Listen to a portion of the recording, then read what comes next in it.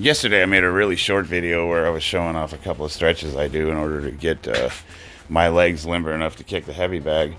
And after watching it, I realized I really didn't go into much detail. And for guys that are, in their 40s, 50s, people that have struggled with mobility, I think one of the most important things you can do is get that mobility back. And I thought it would be maybe worth it for some people if I went into a little bit more detail as to like what I'm doing. So this is the first one I always start out with, a modified Cobra Pose.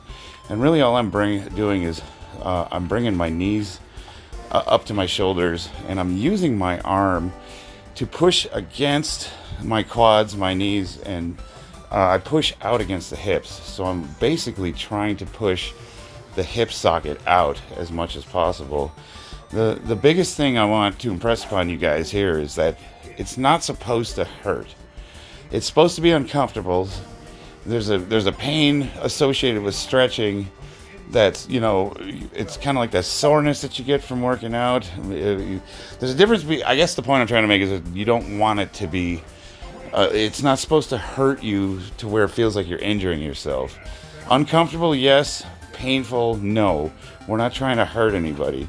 Now, so what I like to do is I'll go to the point where it hurts, and I'll go just up to that point, and I will breathe into the stretch.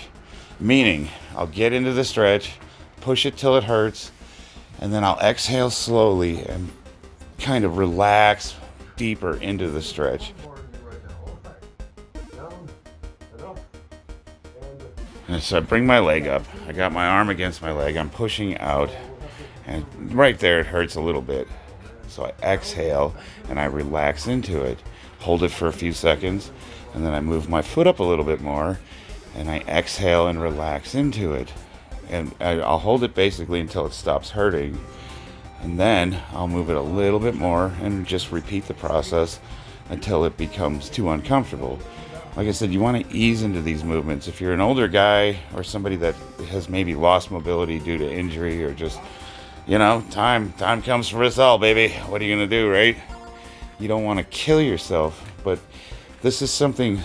Mobility is one of those things that it's never going to get better unless you do something about it. I hear this all the time from these guys on YouTube. You all know who you are. I can't squat anymore because I got a back injury, or I can't do this or that, or my mobility's gone. You have to understand, nothing is going to get better unless you make it better. So you have to do what you can do. And if you can only go down halfway, go down halfway. But your goal should be to slowly chip away at it. Something I wanted to bring up for all you guys that think that benching with an arch is unsafe. When I get into these poses, watch my back. Watch how much I'm able to curve my back on a lot of these movements. The back is designed to bend, so benching with an arch is not unsafe. I don't know where people got this idea that you're going to injure your back if you have an arch in it. I know people that have such flexibility they can almost bend themselves backwards. That's something that pretty much anybody can work towards. So you have the ability to do that. Now for me specifically, since my hips get bound up because of that injury that I had, I'm trying to push my hips forward as much as possible. I'm trying to stretch the hips out. I mean, you should be doing that anyway, but for me, that's the major obstacle that I have to get through in order to do any of these movements. Now, in almost every single one of my videos, you see me get into a seated squat position naturally, which I do that almost daily. But what I'm showing you here is taking that one step further. I'm getting into that squat position, and again, I'm resting on my elbows, and I'm rocking back and forth slowly, and I'm slowly opening the hips up. Same as before, I'm breathing into it, slowly until the discomfort goes away. And as the discomfort goes away, I spread my feet out a little bit more. I just keep going until I can't. And I try to push that a little bit more. You want to be able to basically relax in a squatted position as if you're sitting in a chair. You should be able to sit in this position for as long as you need to. Now, one of the goals I try to go for is to get it back as straight as possible while in the seated squat position. This, because of my anterior pelvic tilt, is very hard for me. It's very hard for me to get a straight back. Some people are built a little better mechanically, but you can see my hips are kind of tilted forward when I'm standing up out of that position. That's where my posture is bad. So a little trick you can do is you can put your hands behind your head and push your elbows out, and as you push your head back, it will straighten your back with it, and it'll allow you to get into a much better position to where you're more straight up and down when you're doing these. But I'll do these, usually I'll do these as I warm up to do squats. Here I'm walking with it, and this is just opening those hips up. You can support yourself on your elbows if you have mobility issues and you can't sit in the squat position. There's nothing wrong with that.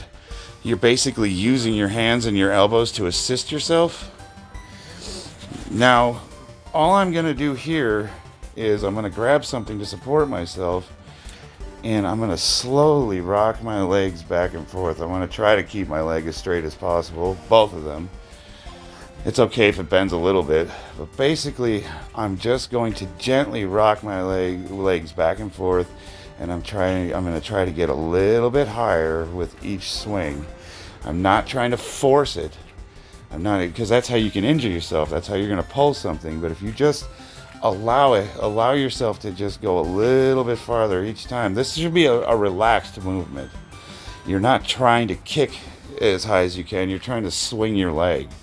So it's almost like, think of your leg as like dead weight, and you're just swinging your leg like a pendulum. You're not trying to force anything. This just kind of opens the hips up, makes everything a little bit more limber. And again, your goal should be to get a little more height with each swing, up to the point, again, where it's uncomfortable. Like, you don't want to hurt yourself. If this is painful, stop. Now I'm doing these from the side. What's cool about these, you can do all these movements with resistance bands. I would start out with body weight and just get a feel for it. If this is movements that you haven't done in a long time, you're not going to need any weight for a while. It's going to be hell just getting to basic mobility, let alone, adding resistance. But as you're able to get a little bit more mobile, you can add resistance, and that'll work those little support muscles out, like the piriformis and the rectus femoris and all of that. Since my goal here is mobility, not strength, I'm not really focused on strengthening those muscles. I'm focusing on opening them all up, loosening them up, getting them moving. So I'm not really worried about resistance for this. This is strictly to get yourself more mobile. This is to increase the quality of life. This is so you can do your daily tasks without those little pains. You bend over to pick something up, or just trying to roll out of bed. I mean, I don't know about you guys, but when I get up in the mornings, just getting out of bed is like, I gotta go take a handful of Advil and drink half a pot of coffee before I even think about getting to this point. So I don't know if you noticed, but basically I did forward, side, and back. I did sets of 12 to 20. You can do sets as big as you want in each direction. Now, this is an awesome stretch. Basically, you want to put your foot up on a platform that brings your heel as close to your butt as possible. And as you straighten up into this movement, your quads will feel like they're being pulled apart. It stretches all of your quads out. And once you get into that upright position, so you see I put my foot up, and now I'm going to stand into it right there. My quads are screaming at me. Now I'm going to thrust my hips forward. I'm going to try to bring them forward as much as possible. And that just stretches all those hip muscles out that just get bound up from sitting all day. If you got one of those jobs where you're behind a computer desk, or you're a truck driver, or a heavy equipment operator, or just repetitive motion from, like even a carpenter being on his knees all day, putting trim in or whatever, that can get really balled up, and this just forces all of that open. Again, this is going to be one of those ones where if you haven't done this movement, this is going to be really uncomfortable. It's going to feel like your quads are being pulled apart. When's the last time anyone stretched their quads here? Raise your hands. Never. Who stretches their quads? How do you even stretch your quads? Well, you're looking at it. This is how you stretch your quads. And since we don't stretch our quads or our hamstrings on a regular basis, I'm just as guilty as you guys are. This is one of the most uncomfortable movements I do. And immediately after I do this, I want to do the reverse movement. And then I'm going to relax everything, and I'm going to hip the hinges, and I'm going to sit into it and move them in the other direction. Think of stretching like doing opposing supersets. If you're going to do push, you got to do pull. Well, stretching, it's like if you're going to do your quads, you got to do your hamstrings. You know, if you're going to do whatever direction you're going in, you want to also stretch the opposite direction out. And that's essentially what this is doing. So here I'm just up on my toes, and I'm leaning back into this as much as possible. And this is just continuing to stretch those hips out. Now this looks really, really simple, but I'm putting as much of my body weight onto my quads and my hips as possible when I'm leaning back like this. And it's actually a very difficult movement if it's something that you've never done before. And don't be surprised if you can only get back a couple of inches on it. Another thing I like to do is whenever I'm trying to stand up, I like to do it using as little assistance as possible. So a lot of times I'll walk those up. This right here, this opens up the piriformis and continues to stretch the hips, open the hips up. So basically I'm bridging on my shoulders, and I am opening up my legs, and yeah, it looks like something a stripper might do, but essentially I'm thrusting my hips forward as much as possible, and I'm stretching all that out, and then I'm moving my knees horizontally to open that piriformis muscle out, which helps with sciatica if you're one of those people. And this is a little more advanced, but you can bridge up onto your neck, and you can use that to work your neck out. Now I'm feeling a little more limber. Now, a lot of you guys, you haven't stretched in a while, don't have the range of motion, you can't get into these positions. They sell yoga blocks. The 99-cent store has them for $5, but you can use anything you can sit on. These are comfortable. They're dense foam. They don't hurt, but anything that'll support you. And you can use things like this to incrementally lower yourself into these positions. As you can see, I'm doing the same movement I did when I opened this video up, but I'm adding these blocks, and it's just decreasing the range of motion and making it easier. And that's for, heavier people that have had injuries where they just have completely lost their range of motion. You can do things like put them under your feet to make it easier to sit on your ankles. It just, you don't be afraid to use something to make positioning easier, to work yourself into these.